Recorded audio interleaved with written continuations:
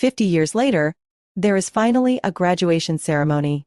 The class of 1974 has finally crossed the stage to collect their diplomas, 50 years after a tornado warning forced more. Oklahoma, students' high school graduation to be abruptly canceled.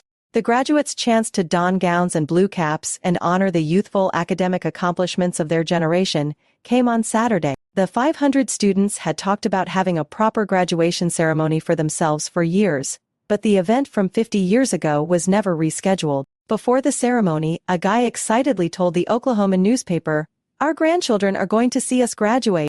A school administrator took to the microphone on May 23, 1974, as the high school seniors were just settling into their seats in a football stadium beneath lowering sky, to issue an urgent call for people to find cover.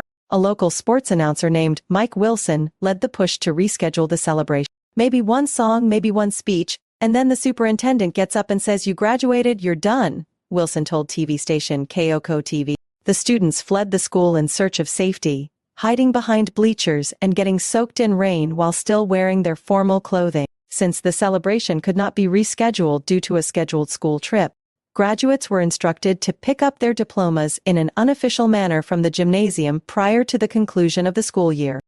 Principal of Moore High School Rachel Stark, who graduated in 1988, expressed her gratitude to the Oklahoman for helping to organize the delayed ceremony. "It's really unusual," Ms. Stark remarked.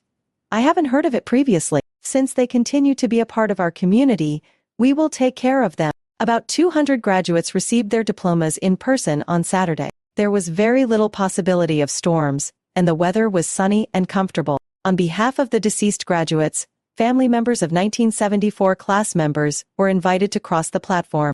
Graduate Sterling Krim told the BBC that class president Bob Baker delivered a modified version of the speech he had prepared for a half-century before, and the two valedictorians, Lloyd White and Phyllis Clark, also spoke. According to the New York Times, the ceremony was held after the institution held a belated ceremony for students whose own commencement ceremonies were postponed and who graduated during the start of the COVID-19 outbreak. Mr. Wilson said to the newspaper, "As you get older, you just look back and think you've missed out on something." Although Moore was spared a tornado that day, the city has experienced previous catastrophic storms, when a tornado with winds exceeding 300 miles per hour devastated Moore in 1999.